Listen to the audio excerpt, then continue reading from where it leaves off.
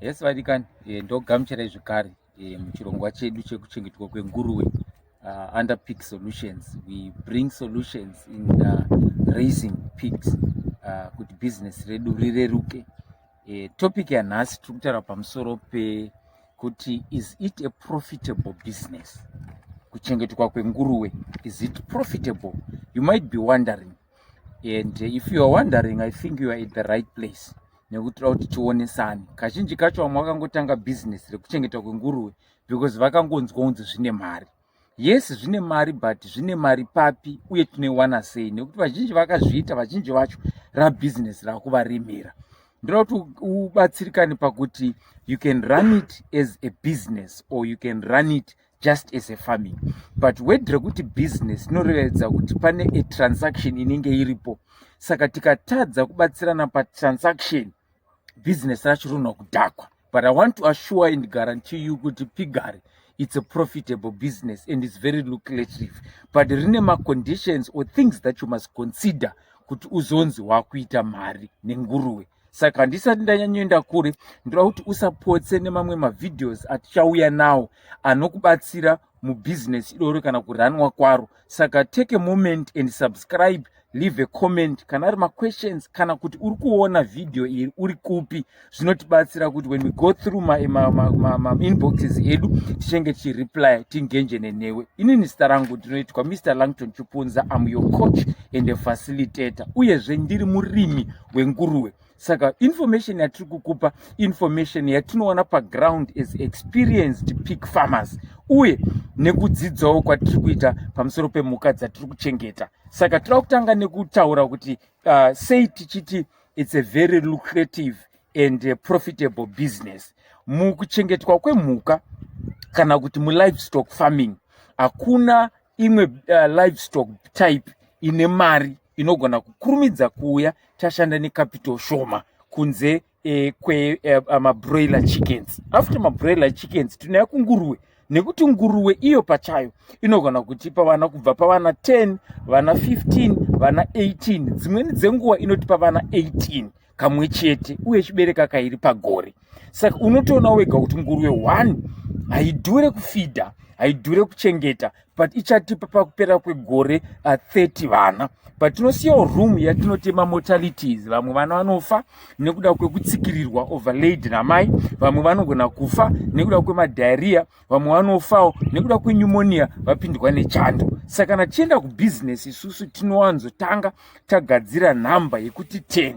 10 iyi inotibatsira kuti kana vana vachinge vaita 14 kana vachinge vapfuura mubhuku redu isusu kuti tisazorana loss tinoverenga 10. Saka nebereka vana 10 ichibereka kairi pagore, gure inobereka vana 20 pagore. Vana 20 pagore avo ndio vana vatiri kuendesa kumarket. Vanenge vazoita extra ndio vanozomitigata mamwe maoccurrence nemacosts atakasangana nawo. Mamwe acho ndio atinozotora atinotizadza danga breeding stock.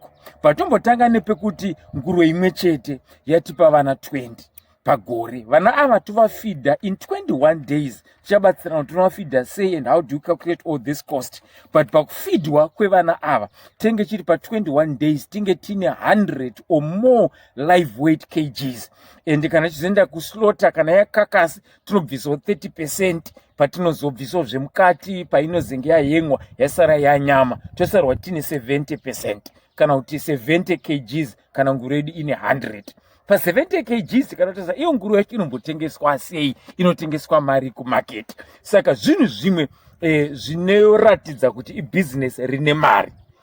1, unogona kutanga business iri nesmall limited capital kana kuti budget yako iri shoma, ingori nzvimbo inogara kana kuti nguruwe 2 kana 3, totarisa kuti panguruwe iyi ichatiberekera kairi pagore. Saka zviri nyore kufeeda nguruwe imwe chete iri kuberekera vana vakawanda than kufeeda nguruwe 50 dzogona kutiremera. Saka pigari business rinogona kutangwa nenguruwe shoma auye tino encourage kuti tangai nenguruwe shoma. But tinokoshesawo zvekare kuti kana muchitanga business renguruwe ivaiwo na coach, ivaiwo knowledge yamunowana through ma workshops online ayo munopiwa neMatmeg Pig Solutions. Pig Solutions sekutaura kwandaita inounza ma skills, ma ways to mitigate production cost kuti tigare tisingabudise mari yakawanda asi tizokohwa mari inenge yakawanda. So you are free to engage with us,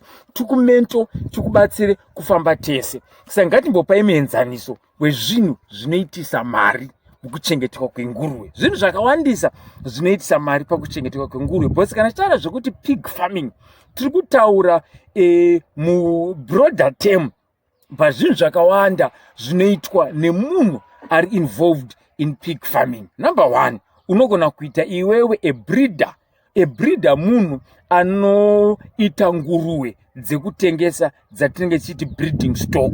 Uri kutengesa nguruve dzinotengwa nemumwe fama ari kuzonobreeda nekunotanga nadzo. Saka une zvinhu zvaunofanira kuita zvatinogona kubatsirana newe kuti unodzifeeda sei, washandisa breed ripi kuti uwane ma-F1s kana kuti ma-first generation iyo ane mari yakawanda. How do you maintain your brand and your reputation kuti uwane vanhu vanotenga yatinoti breeding stock. Breeding stock ipapa tiri kuti nguruve 1 yakupa vana 20 pagore, but yakupa 10. Pekutanga payakupa vana 10, chimboona just a smaller example, engage with us for a broader Ngirikin understanding.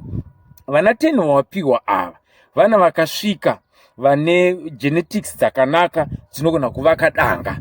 Ukavatengesa vari mapiglets kana kuti vachangorumurwa vari mawinners, usati waincare more production cost yekuzonodzivaccinata nekuzodzidii nekudya nekurebesa mwedzi yakawanda. Dzangoberekwa 28 days wadzifeeda creepmeal yako dzane utano dzanaka, dzichingorumurwa wakutodzitengesa within 30 days. Ukadzitengesa with the current value yemawinners ari good brand ane utano necondition nemaconformation akanaka, kuZimbabwe iri kutangira pa$50, $65. Mamwe atakatengesa mwedzi wapera takatengesa $75 kwa Bulawayo.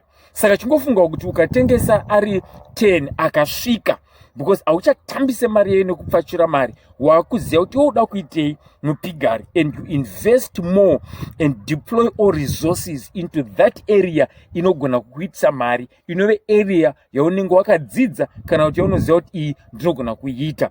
Vana 10 wauchatengesa at $65 each, wawana $650 pafaro imwe chete kana kubarwa kwevana vekutanga.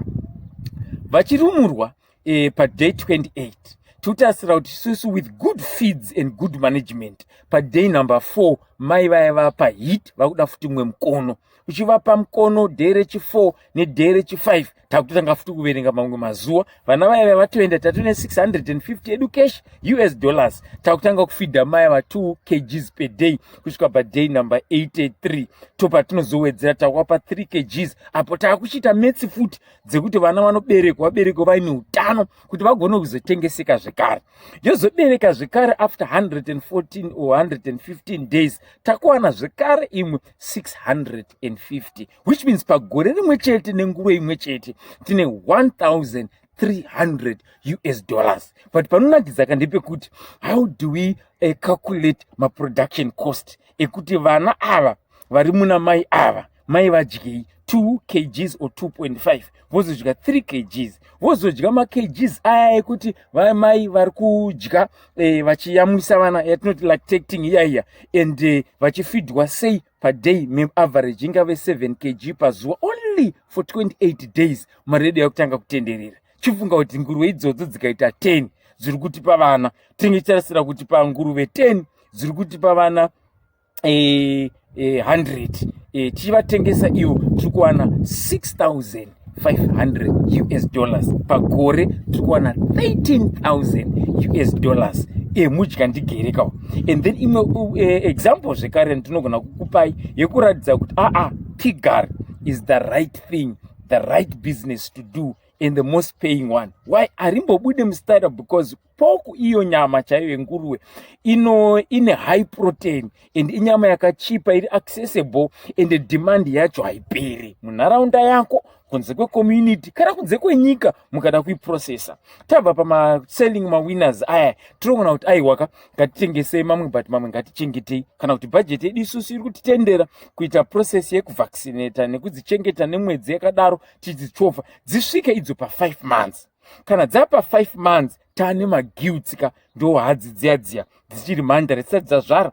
Isusu tinenge tichitarisira kuti in 4 weeks 5 weeks dzichidya aglip mudya ndigere semafidhira tunoita mabroiler chickens ekuti aiwa hadzipihwe ma2 kg kana ma1 kg pazuva, aiwa dzinodya dzorara dzomuka dzodya dzorara. Unonzwa mumwe wachinyepa wachiti aiwa makadzifidha stereki dzinoita too much fat, anozove zvinhu zvinokonzeresa macomplication mukubara. Aiwa mwana anokura haawanze mafats because achiri kukura.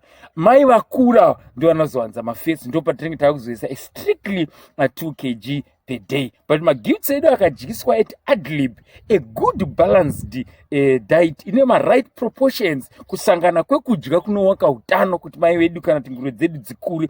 Pa 5 months dzinenge dzane 100 to 120 kgs, inove iyo makgs anotarisirwa nguruve iri kushandiswa for breeding. Hatipeka nguruve yedu mukono nekuti yane 8 months, hasi zvemakore kazvo.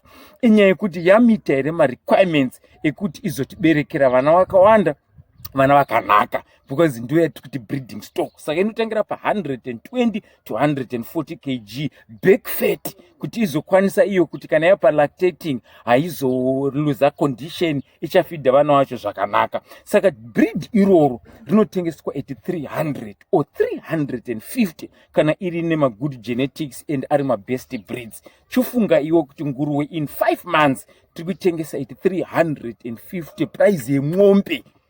Iprice yeng'ombe iyoyo 350, dziri 10 chete tine 3500. Saka imwe nzira iyoyo inogona kukupa mari nayo yekuti ungori munhu anobreeda chete uchizongonopa vamwe, hauzadze danga stereki, hauda kuti mari izonyanyotenderera stereki, uda kuti mari yako ikasike kudzoka.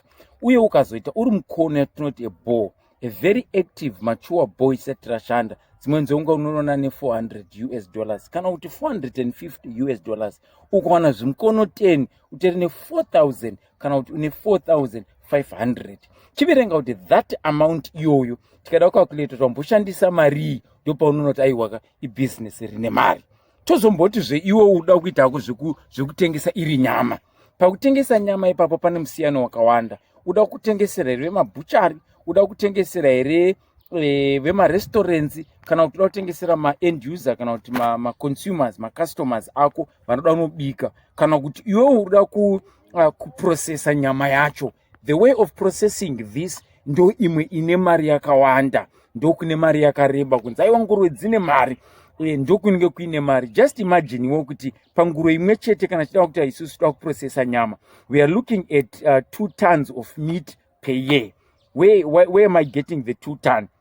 Tiri tinobereka vana 10, yobereka futi vamwe vana 10, tovafidha vese in 21 days vanenge vaine more than 100 kgs. So tiri kuharvesta isusu about 2 tons of meat. Tikatotarisa kuti kuZimbabwe a kg yenguruve iri kumboita mari kana iri yestandard nengirikini hot carcass. We are looking at the price between $2 to $5. Isusu ngatendekana pakati pa $3.50. Saka tiri kuti nguruve imwe chete iwo ukakwanisa kuiraiza zvakanaka ikakupa iyoyo 100 kgs after slaughter, kana kuti maybe 70 kg after slaughter, we are looking at the 70 iyoyo times $3.50.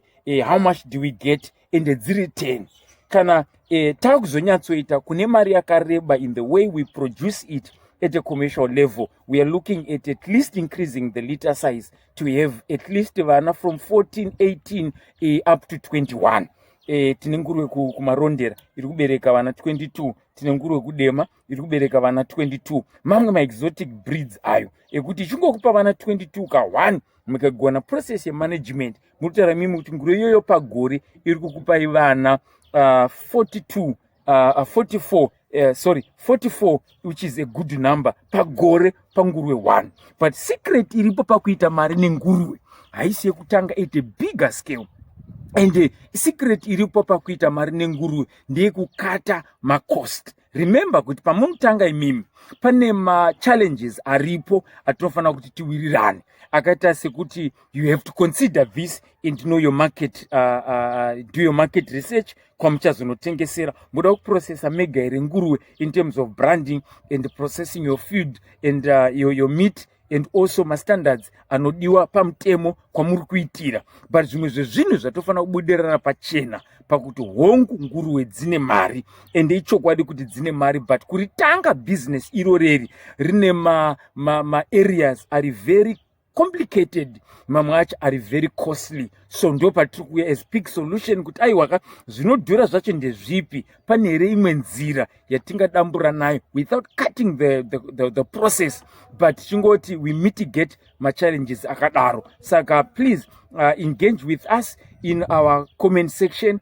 and contacts anenge aripo, tauraiwo nesu, tinogona kukubatsirai kuti muwe negoal rakanaka uye project ikurerukirei. But musakangane zvekare kusubscribe, because tine mavideos akanaka vazhinji acho ari kutaura pakuti how do we do this. Saka musazomiswa, zvinongonakidzwa chete mabaya kakabhero ako kuitira kuti pandinoya zvekare muve wekutanga kuziviswa kuti coach Langton Chipunza vadzoka zvekare nenyaya yenguruve. Mazvitai.